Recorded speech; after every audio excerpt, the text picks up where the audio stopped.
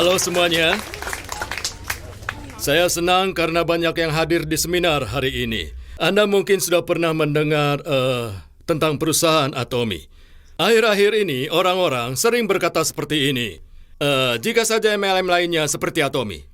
Jika saja seperti Atomy, banyak juga instansi yang mengatur atau mengawasi perusahaan network marketing mengatakan hal serupa. Pemerintah memandang kami sebagai contoh bagaimana seharusnya bisnis dilakukan. Meski perusahaan sudah berjalan dengan sangat baik, apa yang akan Anda lakukan? Kami semua berharap Anda semua yang ada di sini bisa mencapai kesuksesan melalui Atomy. Jika Anda memang ingin sukses, Anda perlu tahu apa yang harus Anda lakukan. Bagaimana cara Anda sukses? Nah, kebanyakan dari kita menghabiskan waktu untuk belajar dari sejak lahir hingga usia 30 tahun. Kita menyiapkan untuk masa depan kita. Kemudian kita bekerja di antara usia 30 hingga 60 tahun. Pada usia 60 tahun hingga 90 tahun, kita habiskan dalam masa pensiun. Saat ini, sebuah survei dilaksanakan untuk yang berusia 60 tahunan. Di antaranya, hanya 1% yang berhasil mencapai kesuksesan, yang artinya mereka kaya. 4% mandiri secara keuangan, tetapi tidak masuk dalam kategori kaya. Lalu, sekitar 10% dalam kondisi kesulitan. Mereka hampir tidak bisa mencukupi kebutuhannya dan hidup dari satu tagihan ke tagihan lain. 15% lainnya sudah meninggal. 70% sisanya tidak memiliki pekerjaan dan tidak punya uang pada masa pensiunnya. Secara keseluruhan, apa yang kita lihat saat ini adalah hanya sekitar 1% yang bisa sukses dan 95% sisanya tidak dapat sukses secara keuangan. Meskipun mereka telah menghabiskan 30 tahun pertama dari kehidupannya untuk belajar dan bekerja keras untuk mencapai kesuksesan untuk 30 tahun berikutnya, hingga peneliti heran mengapa banyak yang tidak sukses. Nah, ada sebuah masalah nyata yang pasti akan Anda hadapi. Jika Anda tidak memiliki cukup uang sebelum usia 60 tahun, bagaimana Anda akan bertahan untuk 30 tahun berikutnya? Satu hal yang tidak dapat dihindari dengan bertambahnya usia adalah penyakit.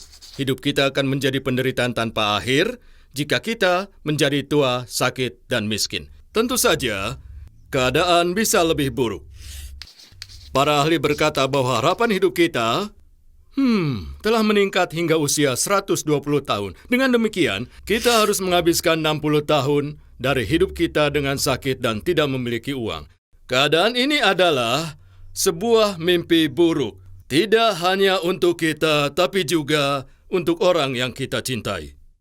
Ada orang bernama Andrew Carnegie. Meskipun masa kecilnya miskin, sang raja baja itu kini telah menjadi orang kaya.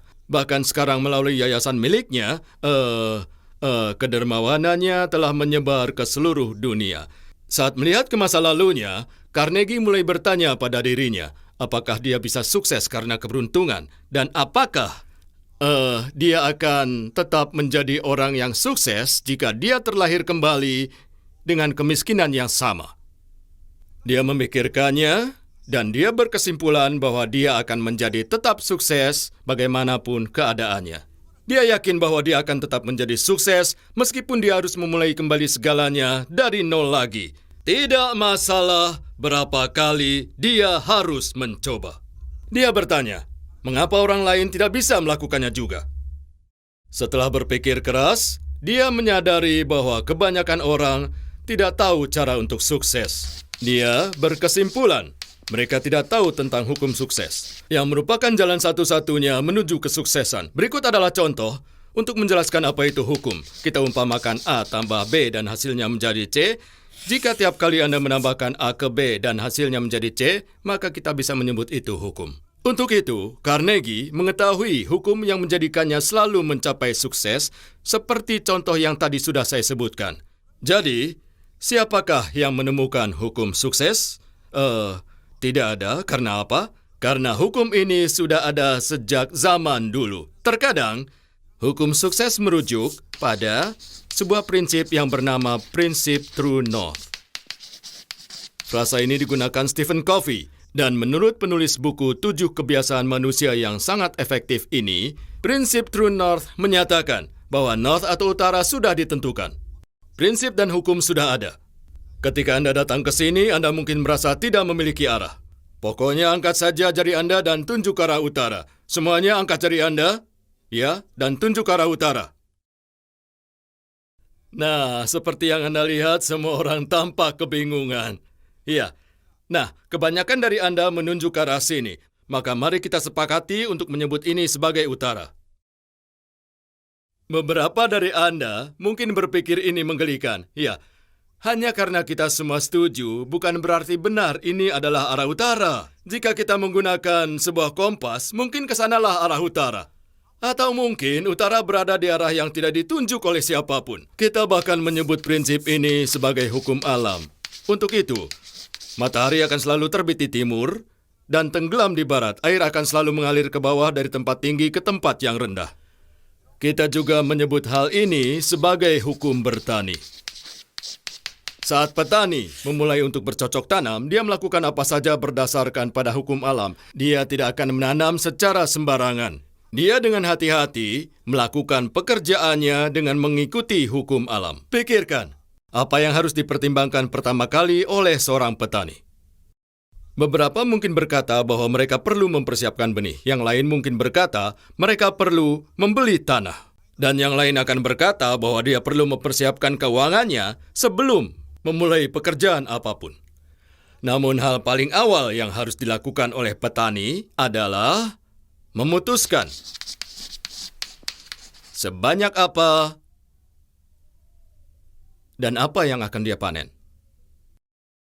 Itulah hal pertama yang harus dibayangkan oleh petani di kepalanya. Pertama, dia harus memutuskan berapa banyak dan tanaman apa yang akan dia panen. Daripada mengkhawatirkan akan menyemai atau tidak, dia harus punya gambaran tentang apa dan berapa banyak yang akan dipanen. Umpamanya, dia berencana memanen 10 karung beras.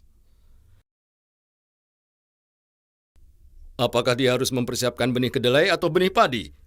Tentu saja benih padi, karena itu yang dia rencanakan untuk dipanen. Jadi dia akan membeli 10 kantung benih padi. Berikutnya, dia akan menyiapkan sawah. Tetapi jika dia akan memanen kacang, dia akan mencari tanah yang kering dan berpasir. Jadi, semua keputusannya diambil berdasarkan apa dan berapa banyak yang akan dipanen. Apa yang pertama ada di kepalanya adalah untuk memutuskan apa dan berapa banyak. Jika dia memerlukan 10 karung beras untuk memberi makan keluarganya, pikiran itulah yang pertama muncul di kepalanya. Dari 10 karung beras, akan diputuskan apakah dia perlu 1 kantung atau 10 kantung benih padi. Selanjutnya, diputuskan seberapa luas lahan yang diperlukan. Segala keputusan ini berdasarkan 10 karung beras yang dia bayangkan. Tidak mungkin para petani tidak memutuskan tentang tanaman apa yang akan mereka tanam. Keputusan untuk menanam 2 kantong ubi, sekantung kacang, atau 10 karung beras haruslah dipikirkan oleh seorang petani sebelum dia mulai pekerjaannya di sawah untuk memenuhi ladang dengan hasil panen yang telah dibayangkan olehnya. Nah, hukum sukses memang sangat mirip dengan hukum bertani. Seperti jika Anda ingin mencapai kesuksesan, apa yang pertama terbayang dalam kepala Anda?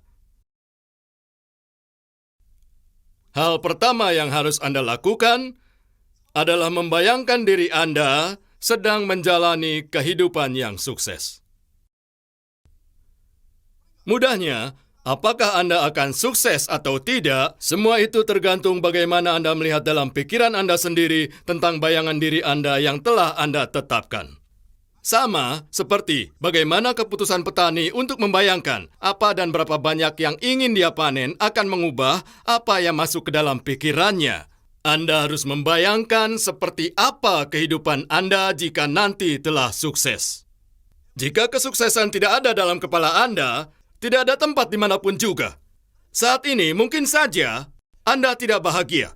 Artinya, 3-5 tahun yang lalu, saya yakin Anda telah membayangkan diri Anda yang tidak bahagia. Atau Anda tidak merencanakan kehidupan Anda. Jika Anda tidak memiliki bayangan kesuksesan dalam kepala Anda saat ini, bahkan setelah 3-5 tahun, Anda akan tetap seperti saat ini. Untuk itulah, di dalam kepala Anda harus membayangkan Anda ingin seperti apa. Gambarkan sejelas mungkin yang Anda bisa. Gambarkan diri Anda yang telah sukses. Sekarang pertanyaannya, gambar seperti apa yang harus dibuat? Mungkin Anda kewalahan sekarang. Bisa jadi Anda kewalahan. Manusia memang makhluk yang cukup rumit. Mari saya jelaskan tentang tubuh manusia. Kita memiliki bentuk fisik yang disebut badan. Kita juga memiliki yang disebut roh. Selain itu, kita juga punya jiwa. Sebagai tambahan, karena kita tidak hidup sendirian, kita dikelilingi oleh lingkungan.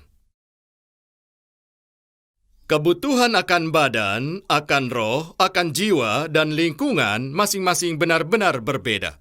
Terlebih lagi, kita harus hidup dengan memenuhi semuanya. Itu disebut keinginan. Jadi apa yang dibutuhkan badan? Badan menginginkan kesehatan dan umur panjang.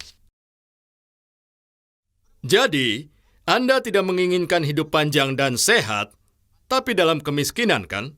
Untuk itu, badan juga menginginkan hidup mewah. Bisa dikatakan, kita ingin hidup dengan makmur.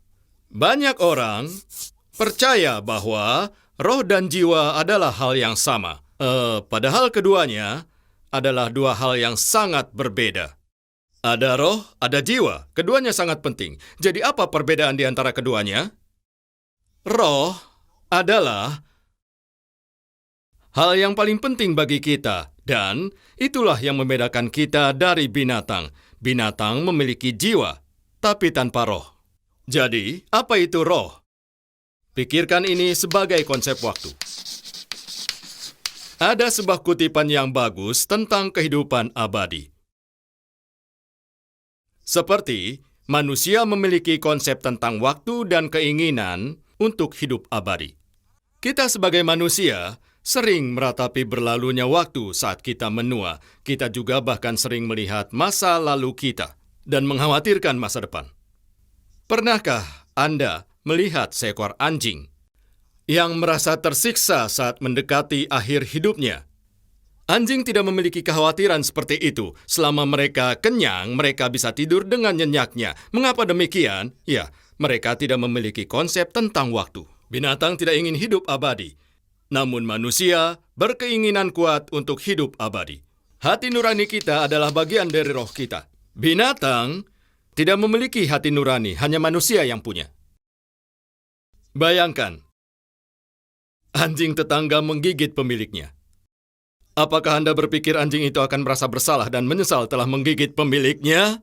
Tidak, anjing tidak akan merasa bersalah ataupun menyesal. Namun sejahat apapun manusia, masih merasa bersalah karena hati nurani mereka. Berulang kali mengingkari hati nurani, membuat Anda tidak peka. Hal ini disebut sebagai menyetrika hati nurani dengan setrika panas. Jika Anda menjaga hati nurani tetap bersih, hati nurani Anda akan makin bersinar dan akan menjadi tuntunan bagi Anda sendiri dalam berperilaku. Sekali lagi, ini adalah sebuah tuntunan untuk kita berperilaku dari diri kita yang terdalam. Dengan kata lain, saat lampu menyala, kita bisa membedakan antara benar dan salah. Jika hati nurani Anda gelap, Anda tidak akan bisa membedakannya. Dengan lampu hati nurani yang Anda miliki, Anda bisa melakukan hal yang benar dan menghindari melakukan hal yang salah. Namun sebaliknya, jika Anda terus mematikan lampu itu, maka cahayanya akan meredup. Suara hati nurani Anda akan melemah. Tapi, tidak mungkin Anda sepenuhnya mengabaikannya. Ini karena Anda mencoba untuk mengabaikannya dengan sengaja. Untuk itu, kita menginginkan hidup yang mengikuti hati nurani. Dan kita ingin tidak hanya mencintai, tetapi juga menerima cinta dari pencipta kita. Ini karena manusia adalah makhluk yang bersifat spiritual. Sekarang, mari kita bahas mengenai jiwa. Keingintahuan intelektual adalah keinginan dari jiwa. Pendidikan yang rendah adalah pil pahit yang harus ditelan. Ketidaktahuan menyebabkan perasaan malu, bahkan bagi orang-orang kaya. Jiwa mencakup emosi seperti kebahagiaan, kesedihan, sukacita, dan kemarahan. Sebagaimana, kita memiliki kemampuan untuk berpikir dan merasa, kita semua juga menginginkan hidup dengan damai. Kita ingin dalam kondisi pikiran yang tenang. Binatang juga memiliki perasaan. Seekor anjing mengibas-ngibaskan ekornya kepada pemiliknya, itu artinya dia sedang merasa bahagia. Anda tidak ingin mengganggu anjing saat mereka makan, ya kan? Karena mungkin anjing itu akan marah. Ingat, anjing juga memiliki pengetahuan dan ingatan. Mereka mengenali pemiliknya dan menggonggong pada penyusup yang mengancam. Kita juga bisa mengajarkan trik mudah kepada mereka. Beberapa anjing mudah belajar meski kepintaran mereka jauh lebih rendah daripada manusia. Ingat, binatang juga memiliki jiwa. Untuk itu, kita bisa menyimpulkan keinginan untuk jiwa dirangkum sebagai belajar. Dan sebagai tambahan, orang ingin berbuat baik kepada lingkungannya.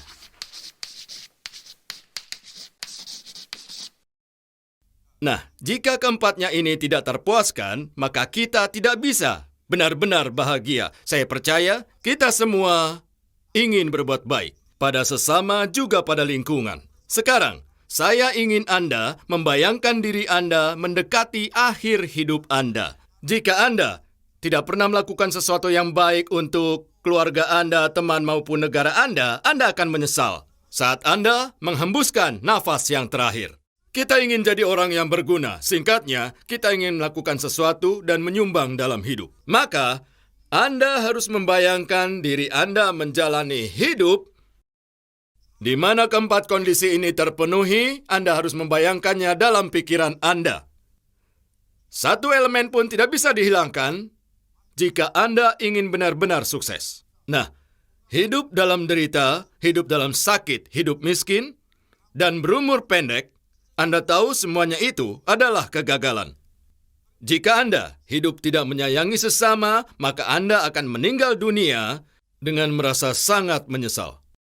Jika tidak ada orang yang mencintai Anda, atau tidak ada orang yang dapat Anda cintai, itu juga merupakan suatu kegagalan bagi Anda. Jika Anda merasa tidak belajar banyak, Anda juga mungkin merasa sangat menyesal. Yang saya maksud belajar tidak hanya pendidikan formal. Belajar bisa terjadi setiap saat dalam hidup kita karena kita terus-menerus memerlukan kebijaksanaan dan pengetahuan selama hidup kita.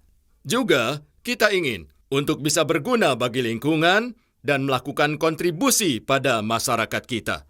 Itulah kehidupan yang benar-benar kita inginkan. Hal yang paling penting adalah semuanya terhubung. Kenyataannya, roh kita berada di dalam badan kita. Lalu, badan kita dikelilingi lingkungan kita. Saat Tuhan pertama kali menciptakan manusia, Ia menciptakan badan, kemudian meniupkan roh kehidupan ke dalam badan yang Ia ciptakan, dan manusia menjadi jiwa yang hidup. Jadi, jiwa ditempatkan di antara badan dan roh. Ketika roh memasuki badan, jiwa yang hidup diciptakan. Semuanya tergabung menjadi satu kesatuan yang tidak bisa dipisahkan sama sekali. Apa yang akan terjadi jika mereka dipisahkan? Yang terjadi adalah mungkin kita akan meninggal. Semuanya harus menjadi satu, sehingga tidak ada artinya jika memikirkannya secara terpisah. Sekalinya Anda memisahkan elemen ini, semuanya menjadi tidak berarti. Saya berikan contoh, begini.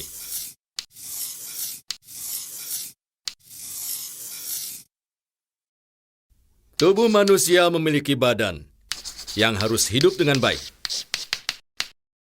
Sebuah roh yang harus mencintai. Sebuah jiwa yang berkeinginan untuk belajar. Dan keinginan untuk berkontribusi kepada lingkungan. Meskipun kita perlu hidup makmur. Jika kita hanya fokus pada aspek ini, Anda mungkin bertanya, jadi apa inti dari hidup makmur? Jadi, mengapa kita perlu hidup makmur? Karena fakta bahwa kita memiliki orang yang kita cintai. Jika Anda tidak hidup makmur, orang yang Anda cintai akan menderita, juga harus menghadapi kesulitan. Nah, misalnya, orang tua merasa tidak tahan melihat anak-anak mereka menderita. Orang tua berkata, mereka tidak bisa meninggal dengan tenang. Jika orang tua mengetahui anaknya menjalani hidup yang keras, mereka ingin meninggal dengan melihat anaknya hidup makmur. Tujuan lain dari hidup makmur adalah demi anak-anak yang kita sayang, kita lakukan untuk mereka. Kebanyakan orang dari generasi saya bekerja seumur hidup hanya untuk memiliki sebuah rumah saja. Orang berkata di masa depan akan lebih sulit bagi anak-anak untuk memiliki rumah. Banyak ahli ekonomi memprediksi generasi yang akan datang akan mengalami hal yang lebih sulit dari kita. Pada generasi saya, paling tidak kita memiliki harapan. Harapan jika kita belajar dengan rajin dan bekerja dengan keras, maka kita bisa hidup makmur dan bahagia. Namun, generasi muda saat ini, sekeras apapun mereka berusaha, hanya keputusasaan yang menunggu mereka di sana. Rasanya seperti tidak ada harapan, bukan? Untuk itu, saya katakan, kita sebagai orang tua harus menjadi harapan bagi mereka. Jangan katakan pada anak Anda kalau mereka sendirian. Katakan pada anak Anda bahwa Anda akan merawat mereka dan membelikan rumah untuk mereka. Berapa rumah yang Anda beli untuk 2 orang anak? Anda harus membeli 2 tentunya. Saya tahu bahwa tidak ada yang lebih memuaskan daripada membelikan anak Anda rumah pertama mereka. Jika Anda membelikan mereka rumah, siapa yang Anda pikir akan lebih bahagia? Anda sebagai orang tua atau anak Anda? Coba katakan. Pada umumnya, ketika berkaitan dengan sebuah hadiah selalu lebih baik memberi daripada menerima. Lalu, untuk bisa merasakan kebahagiaan dari memberi, kita harus menjadi kaya hanya untuk merasakan kebahagiaan tersebut. Bayangkan Anda berkata, untuk tidak khawatir masalah rumah, karena Anda akan membelikan rumah untuk anak-anak Anda. Dapatkah Anda bayangkan bagaimana luar biasa rasanya? Saat Anda kaya, Anda bisa membeli rumah untuk anak Anda. Jadi pilihannya sudah jelas, bukan? Kita harus kaya. Harus kaya. Jika Anda tidak hidup makmur, maka cinta juga akan menjadi sulit. Saya mencintai istri saya sebelum kami menikah. Saya ingat saya mengejarnya selama lebih dari 1 tahun. Kami memiliki kehidupan yang bahagia. Saya sudah bekerja selama 17 tahun, tapi perusahaan itu sama sekali tidak memberikan uang pensiun kepada saya. Saya begitu fokus bekerja selama 17 tahun yang membuat saya tidak memiliki persiapan untuk masa pensiun. Saya berhenti dari pekerjaan itu dan mempersiapkan sesuatu yang lebih baik sehingga saya dapat mempersiapkan sesuatu untuk masa pensiun saya. Setelah itu, saya membuka sebuah usaha baru, yaitu toko belanja online. Itu adalah ide yang sangat bagus dan sangat visioner. Dan saya terlalu mendahului zaman. Saat itu belum populer. Itu adalah mal belanja online besar-besaran yang menangani lebih dari 100.000 produk. Namun orang-orang tidak berbelanja online pada saat itu. Jadi, wajar saja jika saya menjadi bangkrut, dan sejak saat itu, semuanya menjadi sangat sulit. Saya kehilangan rumah, mobil, dan segalanya. Saya menjadi miskin dan tidak memiliki apapun. Keluarga saya dan saya harus pindah ke sebuah apartemen yang kecil. Lebih buruk lagi, kesehatan saya juga menurun. Istri saya mendapat pekerjaan dengan gaji 1,5 juta per bulan. Kami hampir tidak memiliki cukup uang bahkan untuk makanan setelah membayar sewa dan uang sekolah anak-anak kami. Ketika itu, kami hidup dengan tekanan keuangan ini. Saya dan istri saya mulai jarang berbicara satu sama lainnya. Itu adalah titik di mana satu kata yang salah saja akan membuat kami berdua berdebat. Suatu hari saya pulang ke rumah yang membeku. Jadi saya berkata kepada istri saya, "Mengapa kamu tidak menyalakan pemanas?" Dia menjawab, "Apakah kamu pikir aku tidak merasa kedinginan juga?" Katanya dia juga kedinginan, tapi dia berusaha untuk menghemat uang karena saya tidak dapat memenuhi kebutuhan. Mungkin Anda perlu menghabiskan 100.000 untuk biaya gas. Tapi karena rumah kami kecil, cukup 50.000 untuk membuatnya hangat. Tapi untuk menghemat 50.000 itu, kami kedinginan. Kita butuh penghangat ruangan 5 bulan setahun. Jadi berapa banyak yang saya hemat? 250.000. Karena kami melakukannya 3 tahun, hemat 750.000. Ketika saya membayangkan saya harus menggigil selama 3 tahun, saya merasa sangat sedih. Anda seharusnya tidak berhemat ketika tidak punya uang. Habiskan uang Anda karena berhemat pun yang terkumpul tidak akan seberapa. Orang-orang yang kekurangan uang dan salah arah ini melakukan hal yang ekstrim untuk menghemat uang. Namun ketika mereka punya uang, mereka berbelanja besar-besaran. Dengan uang, lakukan sebaliknya. Berhemat ketika Anda menghasilkan uang, karena Anda bisa mengumpulkan lebih banyak. Jangan berhemat ketika Anda miskin. Banyak orang punya konsep yang salah tentang uang. Kita benar-benar dapat informasi yang salah selama di sekolah.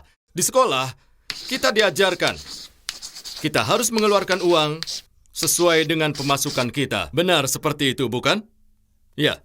Sebenarnya, ini hanya berlaku untuk keuangan negara saja. Dalam keuangan pribadi, tidak ada yang bisa menjadi kaya dengan menyesuaikan pengeluaran dari pendapatan mereka.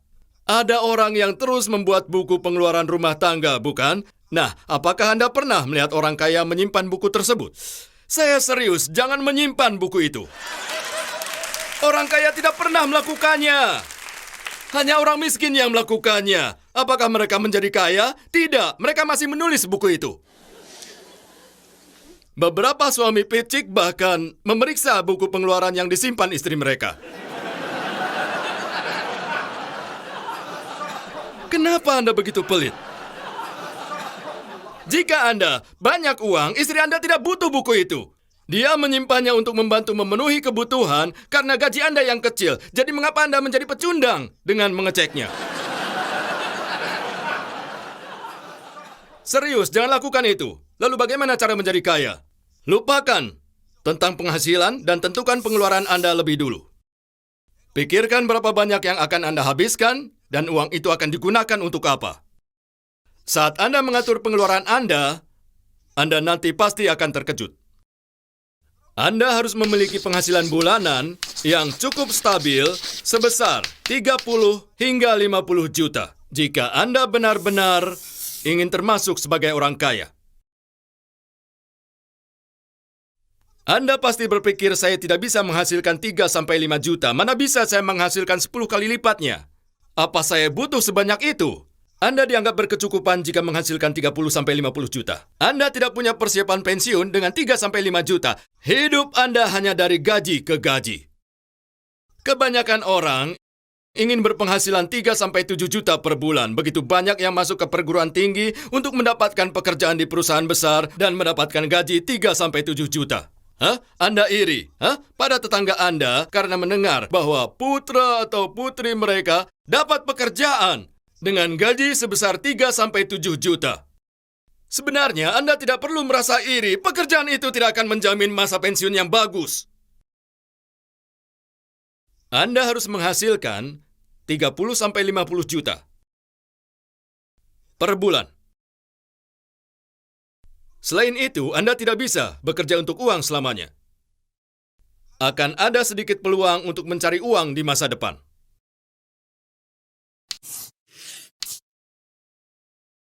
Peluang akan mulai berkurang seperti dalam diagram ini. Pada dasarnya, di usia 20 atau 30-an Anda dapat bekerja sebagai pelayan. Namun, di usia 40 sampai 50-an, pelanggan tidak ingin melihat Anda. Jadi mereka mengirim Anda untuk bekerja di dapur. Di usia 50-60-an, mereka khawatir Anda memecahkan piring hingga Anda dipecat. Kecuali memiliki koneksi, Anda akan sulit dapat pekerjaan. Peluang mulai berkurang seiring bertambahnya usia. Sayangnya, kebanyakan orang mengejar ilusi bahwa pada suatu hari nanti mereka berharap keberuntungan akan mendatangi mereka. Itu mustahil, itu tidak akan terjadi. Anda harus mengubah hidup Anda sekarang juga. Anda perlu membuat pendirian karena tidak ada yang bisa menjamin masa depan Anda. Untuk itu, selalu ada waktu yang tepat untuk mendapatkan dan menghabiskan uang. Anda mungkin berpikir menghabiskan uang itu mudah, tapi coba saja melakukan perjalanan sebagai manula. Anda tidak sehat secara fisik, Anda tidak bisa mendaki ke tempat-tempat yang indah, benar? Benar seperti itu kan? Menikmati pemandangan pun sulit karena penglihatan Anda memburuk. Kesehatan gigi yang buruk atau gigi palsu akan membuat Anda sulit, untuk mencoba masakan yang baru. Kesempatan Anda dengan segera akan menghilang begitu saja. Anda perlu menghasilkan semua uang yang Anda butuhkan dalam waktu singkat. Sehingga Anda dengan tenang menghabiskannya di sisa umur Anda. Jangan menghabiskan masa muda Anda untuk bekerja demi uang sampai Anda menjadi begitu tua dan lemah Anda bahkan tidak bisa menikmatinya. Anda tidak memiliki waktu yang banyak untuk menghasilkan uang atau mendapat penghasilan yang Anda butuhkan hanya dalam waktu 3-5 tahun. Atau membuat sistem yang akan memberi Anda penghasilan seumur hidup. Jika Anda tidak bisa melakukannya dalam 3-5 tahun, lebih baik Anda tidak mencobanya. Hentikan semuanya jika Anda tidak dapat melakukannya dalam 3-5 tahun. Namun, Anda perlu introspeksi diri terlebih dahulu. Apakah saya sudah mencoba sebaik-baiknya atau apakah saya melakukannya setengah hati? Jika Anda sudah melakukannya sepenuh hati dan jiwa Anda ke dalam bisnis ini 3 hingga 5 tahun tetapi masih gagal, berarti belum jodoh. Sekali lagi, sudahkah Anda dedikasikan hidup Anda? Untuk hidup serba berkecukupan, Anda membutuhkan 30-50 juta. Sebagai contohnya, Anda perlu membiayai orang tua Anda. Anda jangan hanya memberi mereka uang saku. Mereka bukan anak-anak. Orang tua Anda benar-benar memerlukan uang untuk hidup. Tidakkah Anda ingin memberi mereka 2, 3, atau 4 juta sebulan? Dengan begitu mereka hidup nyaman, kan? Orang tua membutuhkan banyak biaya pengobatan. Jadi, agar kita bisa hidup dengan memenuhi semua kebutuhan, serta penuh cinta kasih, kita harus menjadi kaya. Istri saya sangat khawatir akan biaya sebesar 50.000 untuk menghangatkan rumah kami. Suatu hari, dia berkata dengan serius bahwa dia akan meninggalkan saya begitu anak-anak lulus kuliah. Istri saya itu sangat menepati kata-katanya. Aduh, saat saya mendengar ini, hati saya benar-benar hancur. Saya menangis dan terduduk di lantai. Menangis terseduh sambil memegangi kakinya. Saya berkata, "Sayang, kamu tidak bisa meninggalkanku sekarang. Kamu ini tidak memiliki rumah ataupun uang tabungan. Jika tetap ingin pergi, tunggulah sampai aku bisa membelikan rumah dan menyiapkan tabungan. Tolong biarkan aku mentransfer uang ke rekeningmu sebelum kamu pergi." Dia hanya melirik saya. Dengan tatapan dingin dia berkata, "Kapan? Setelah 1 juta tahun kemudian." Saya sudah memberinya rumah dan tabungan di bank, namun dia tidak mengatakan kapan dia akan pergi. Kesulitan keuangan menciptakan masalah yang besar dan pelik dalam sebuah pernikahan. Banyak pasangan yang mempertahankan pernikahan meskipun membenci satu sama lain. Kenapa? Karena terlalu merepotkan bagi mereka untuk bercerai. Mereka tidak ingin berurusan dengan proses yang rumit, sehingga mereka memutuskan terus melanjutkan hidup tanpa memikirkan apapun. Baik di dalam maupun di luar rumah, mereka tidak menunjukkan perasaan apapun. Mereka hanya melanjutkan hidup. Kita tidak hidup lama Hidup ini sangat pendek, ya kan? Biasanya, kita menikah setelah kita berpacaran. Dalam hidup kita yang pendek, cinta kita harus tumbuh, ya? Dan pernikahan kita seharusnya menguat seiring bertambahnya usia kita. Sayangnya, tidak semua hal berjalan demikian. Salah satu masalah utamanya adalah ekonomi. Sang suami menjanjikan masa depan yang cerah bersama istrinya, mengatakan tidak akan membiarkan istrinya melakukan pekerjaan rumah. Setelah melalui masa pacaran, akhirnya mereka menikah. Ketika istrinya mengomel merasa dibohongi tentang ia tak perlu mengotori tangannya, sang suami kembali dengan sarung tangan karet keesokan harinya.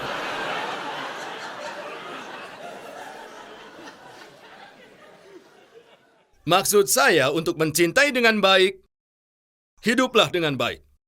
Semua elemen untuk sukses terhubung satu dengan yang lainnya. Sebenarnya, kita mengumpulkan uang untuk memberi kepada orang lain. Tujuan kita bekerja keras adalah untuk orang yang kita cintai. Namun hati-hatilah dalam memberi. Anda harus memberikan kepada orang paling dekat terlebih dahulu. Apa maksud saya? Nanti Anda menyesal jika Anda memberikannya kepada orang yang salah. Anda ingin memprioritaskan orang yang Anda beri uang dan mempertimbangkan banyak faktor dalam hal ini. Misalnya, Anda tidak ingin penerima menjadi terlalu bergantung pada Anda. Pada akhirnya, mereka harus bisa bangkit dengan kekuatan sendiri. Hal lain yang harus dipertimbangkan adalah Anda tidak ingin menyakiti hati orang itu saat Anda beri. Jika Anda memberikannya dengan sombong, Anda akan menyakiti harga diri mereka. Beberapa orang yang sangat membutuhkan mungkin masih menerima uang Anda, tapi pada akhirnya mereka membenci Anda. Untuk itu, Anda harus memberi dengan rendah hati. Kebanyakan orang merasa kebahagiaan yang sesungguhnya dengan memberi dibanding hanya menerima. Bagi Anda yang belum pernah merasakan kebahagiaan dengan memberi, harus mulai melakukannya dengan segera. Memberi terasa lebih baik dari menerima. Tangan yang di atas lebih baik daripada tangan yang di bawah. Anda dapat merasakan kebahagiaan yang teramat saat Anda memberi. Anda harus mulai memberi dan memberi di sekitar Anda dan menyebar ke tempat lain. Sekarang, orang yang berkata akan mulai memberi begitu mereka menjadi kaya. Tidak ada orang yang benar-benar memberi setelah mereka menjadi kaya. Jadi kapan Anda harus mulai? Anda harus mulai dengan membantu mereka yang lebih tidak beruntung dibanding Anda. Dengan begitu, Anda dapat membantu lebih banyak orang yang tidak mampu saat Anda menjadi kaya. Organisasi kami telah terlibat dalam kegiatan amal untuk waktu yang lama. Dari awal, saat Atomi masih dalam masa sulit, kami menyumbang ke sekolah dasar di lingkungan sekitar kami dan memberi sumbangan 200-400 ribu sebulannya. Ada anak perempuan hidup dengan neneknya. Mereka berjuang untuk bisa tetap bertahan hidup dari kemiskinan pada saat itu. Jadi 200 ribu adalah uang yang banyak untuk mereka. Itulah awal mula kami memberikan bantuan. Sejak itu sumbangan kami telah banyak meningkat. Jika Anda melihat sekitar, Anda akan lihat begitu banyak orang yang membutuhkan bantuan. Bisnis Atomi sendiri sebenarnya adalah cara ideal untuk membantu orang lain. Kami menyediakan kebutuhan sehari-hari berkualitas dengan harga terbaik dibandingkan yang lain kepada orang-orang sehingga mereka bisa menghemat uang. Ini adalah langkah pertama kami berkontribusi kepada orang yang membutuhkan. Kedua, kami memberikan kesempatan kepada para pekerja, yaitu bagi mereka yang mungkin sedang mengalami masa-masa sulit. Keuntungan kami dikembalikan kepada anggota dalam bentuk bonus. Lebih jauh, uang kami juga mengalir kepada para petani yang memasok bahan-bahan yang membuat produk-produk kami. Istilah ekonominya disebut pengaruh keterikatan ke belakang dan ke depan. Dalam pengaruh keterikatan ke belakang, kami selalu berusaha untuk menjangkau sejauh mungkin para petani. Di antaranya para petani yang menanam berbagai tanaman herbal. Kemudian, penerima manfaat lainnya termasuk karyawan di Kolmar BNH dan SBT yang menerima gaji melalui kami karena membuat produk kami. Nah, jadi begitulah pengaruh kami menyebar ke segala arah. Terlebih lagi, sistem pemberian bonus Atomy memberikan 35% dari total penjualan kepada anggota. Yang secara efektif, hal ini membantu meningkatkan perekonomian. Karena uang itu didistribusikan kembali kepada masyarakat umum. Setidaknya ada efek riak ekonomi 5 kali lebih besar melalui yang disebut efek pengganda. Nah, jadi, bagaimanapun, kita harus hidup dengan makmur, karena kita memiliki orang yang kita cintai. Dengan begitu, orang-orang yang kita cintai juga bisa hidup dengan baik. Berdasarkan kondisi psikologi manusia, kita mendapatkan kepercayaan sejalan dengan peningkatan kita meskipun sedikit. Saya menyadari bahwa sebagian dari Anda merasa takut membiarkan diri Anda memiliki harapan maupun mimpi. Memiliki mimpi dan harapan bisa menjadi hal yang menakutkan. Percayalah, saya tahu. Karena saya pernah hidup berkecukupan. Jujur saja, dulu saya memandang rendah orang-orang miskin. Saya dulu berpikir, kemiskinan mereka karena mereka malas atau pola pikir mereka salah. Saya berpikir mereka lebih rendah daripada saya. Kemudian, suatu hari saya jatuh sakit dan bisnis saya bangkrut. Saya kehilangan seluruh uang dan saya juga terjepit hutang.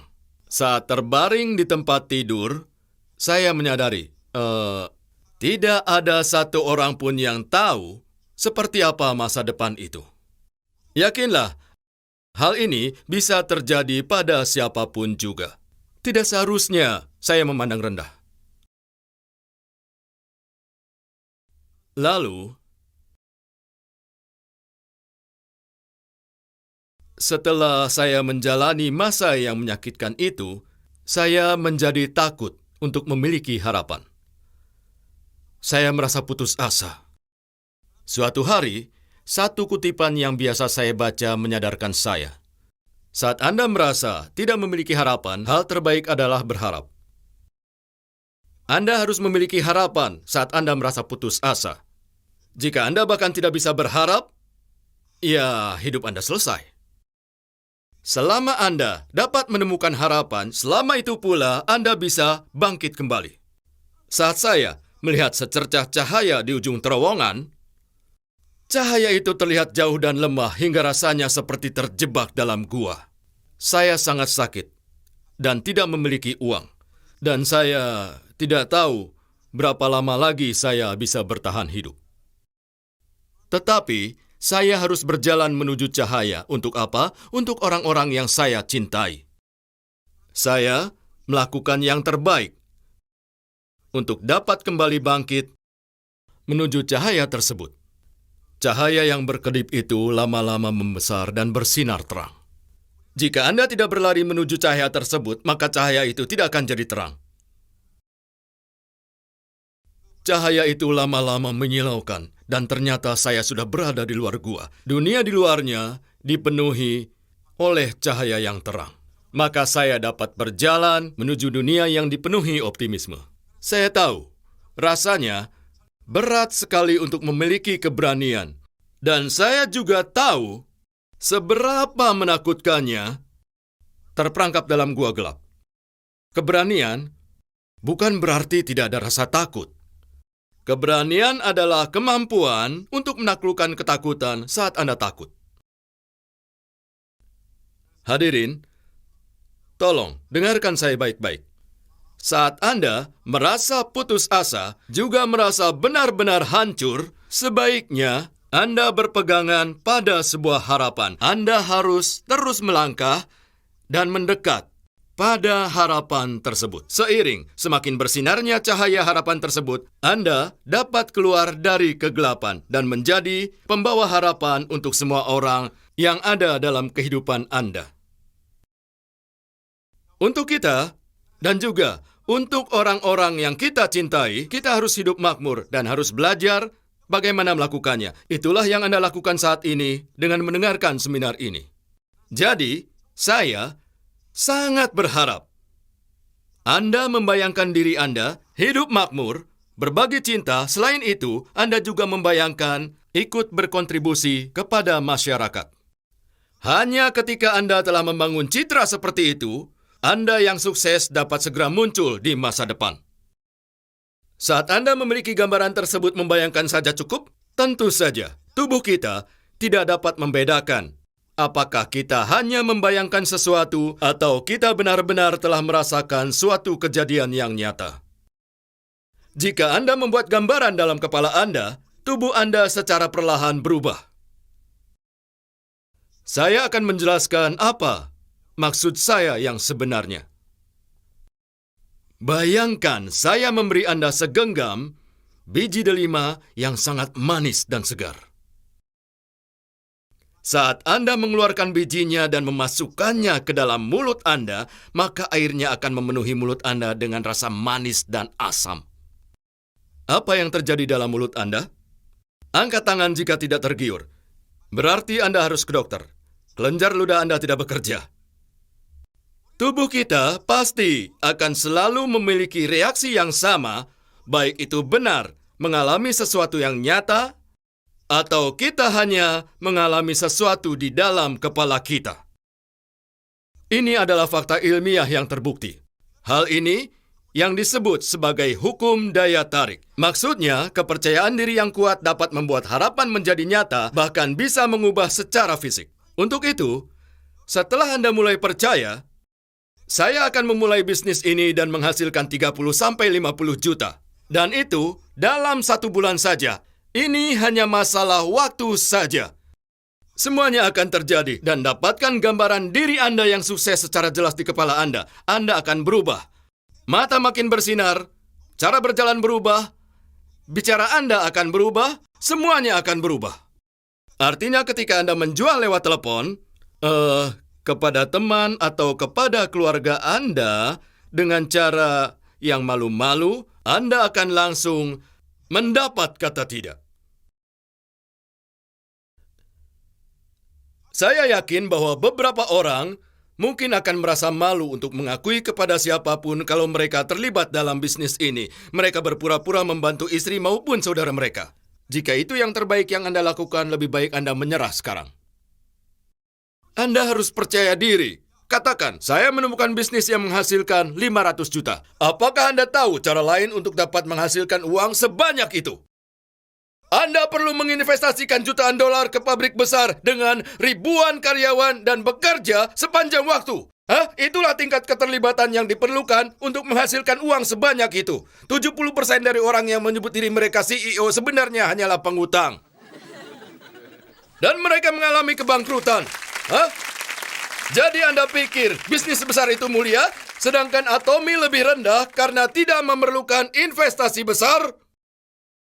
Cara apa yang dapat menghasilkan 300-500 juta? Bisnis Atomy adalah bisnis besar. Bisnis yang sangat besar. Kami tidak dianggap serius karena kami tidak meminta Anda untuk berinvestasi. Atau karena kami tidak memiliki proses rekrutmen eksklusif. Hanya karena kami mengatakan semua bisa diterima di sini, bukan berarti semua orang akan bisa sukses. Paham? Ya? Ini bukan pekerjaan biasa. Anda bergabung dengan perusahaan yang luar biasa. Anda tidak terlihat seperti baru saja menemukan sesuatu yang fenomenal.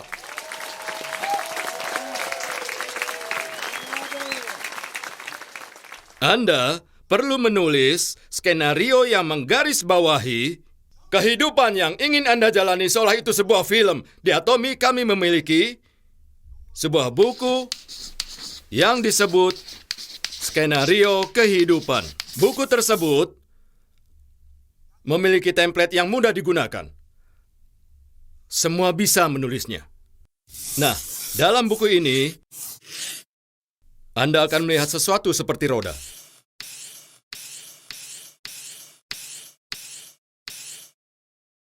Anda perlu menulis 4 elemen ini. Paling tidak, tulislah 1 dalam kolom ini. Jika Anda ingin punya kehidupan seimbang. Nah, badan menginginkan hidup makmur. Hidup makmur berarti nyaman secara keuangan. Sehingga Anda bisa menuliskan rumah seperti yang menjadi perhatian orang-orang. Berikutnya, Anda mungkin menulis kesehatan.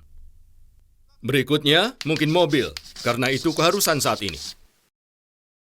Kemudian, tentang cinta. Untuk belajar, mungkin pendidikan. Contoh lain dari cinta adalah beramal. Anda juga bisa berkontribusi dengan sukarela.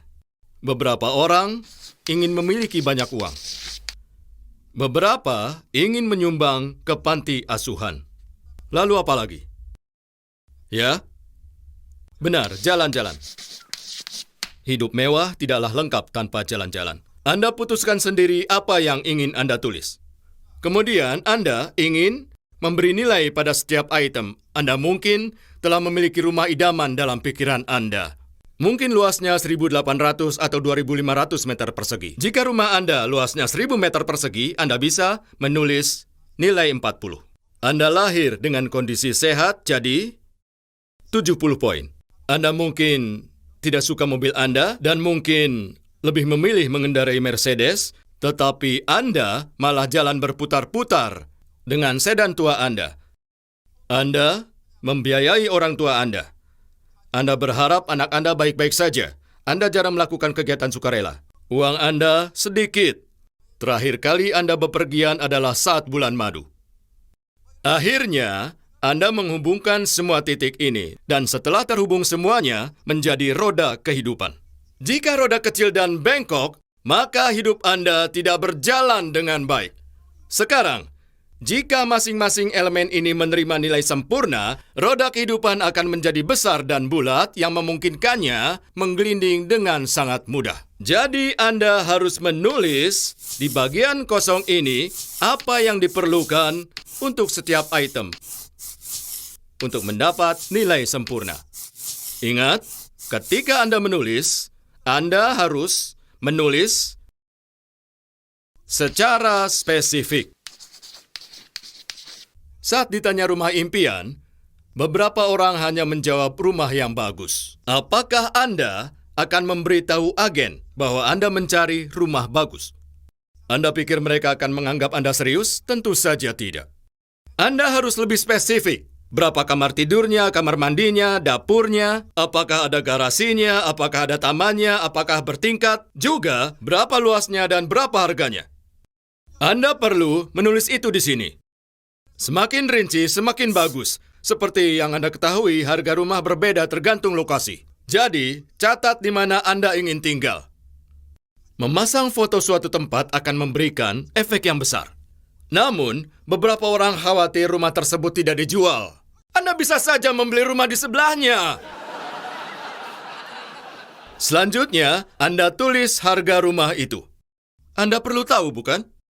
Ada orang yang mengatakan, saya ingin Ferrari, tapi tidak tahu apapun tentang harganya. Dikiranya 600-700 juta, padahal 4 miliar. Jika Anda menginginkan mobil mewah, paling tidak Anda harus tahu harganya terlebih dulu.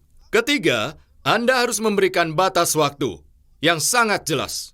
Anda bilang, suatu hari saya ingin rumah seluas 2.500 meter persegi. Apakah Anda berpikir Anda benar-benar bisa berkata suatu hari? Jika begitu, Anda tidak akan pernah memilikinya. Karena itu, perjelas kapan Anda akan mencapainya, seperti 3, 5, ataukah 7 tahun. Pastikan Anda menerapkan 3 syarat ini. Selanjutnya, untuk rumah impian Anda perlu tahu di mana, berapa luasnya, berapa harganya, dan kapan Anda akan membeli rumah tersebut. Tuliskan sejelas dan serinci mungkin. Saya ingin rumah 2.500 meter persegi, harganya antara 5 sampai 10 miliar, tergantung daerahnya. Silakan tuliskan serinci mungkin. Nah, Anda akan menulis skenario hidup Anda demi kehidupan Anda yang seimbang. Nah, mari kita lihat sebuah contoh. Ini adalah skenario hidup seseorang. Dia menulis saat ini hidup di rumah seluas 605 meter persegi. Pada 2020 akan pindah ke rumah seluas 1.500 meter persegi dengan 4 kamar, 2 kamar mandi di lingkungan yang bagus. Anda lihat cukup detail kan? Untuk orang tua saya di Changwon, saya akan merenovasi rumah dengan kamar mandi, dapur, halaman, dan atap baru seharga 200 juta pada tahun 2021. Rencana terperinci secara realistis dapat dilakukan. Tapi, begitu gambaran Anda nyata seperti ini memasuki kepala Anda, perilaku Anda, tindakan Anda, perkataan dan ekspresi wajah Anda akan berubah. Anda akan memiliki tenaga untuk membuatnya menjadi nyata. Untuk itu, Anda harus membuat film dalam pikiran Anda tentang kehidupan yang ingin Anda jalani dan menjalani film tersebut. Anda perlu hidup dalam film tersebut sampai semuanya menjadi kenyataan. Tapi, setelah semuanya itu, muncul masalah untuk bangkit dari mimpi itu. Anda perlu selalu dalam keadaan bersemangat. Tapi saat kembali ke akal sehat Anda berpikir saya pasti sudah gila.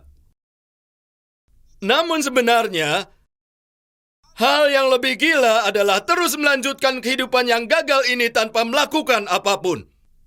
Itu yang lebih gila. Bahkan dengan semua fasilitas untuk sukses tergenggam dengan kuat di tangan Anda. Tetapi Anda masih belum bisa sukses, itulah yang disebut dengan kegilaan. Orang seperti itulah yang membuat saya gila.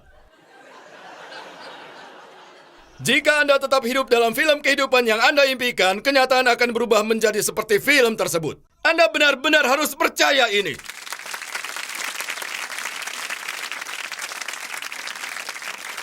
Keyakinan bukan tentang percaya pada yang terlihat. Anda harus membayangkan masa depan Anda yang sukses yang tidak terlihat dan berdiri teguh pada visi dengan mengikuti keyakinan yang merupakan poin ketiga dari moto perusahaan kita. Sebagai tambahan dalam skenario kehidupan, Anda perlu mengisi satu hal lagi, yaitu saat Anda menetapkan tenggat waktu untuk mastership yang berbeda. Beberapa pendatang baru mungkin tidak tahu berapa banyak yang didapat masing-masing mastership. Namun, Anda dapat meminta sponsor untuk membantu Anda. Cukup tuliskan tenggat waktu Anda lebih dulu seperti, saya akan menjadi DM dalam 1 tahun, dan saya akan mencapai SRM dalam 2 tahun, karena SRM menghasilkan 100 juta sebulan. Akan membutuhkan waktu setidaknya 2 tahun untuk memiliki gaji sebesar 100 juta sebulan. Saya akan mengakhiri seminar ini dengan catatan tersebut. Terima kasih banyak.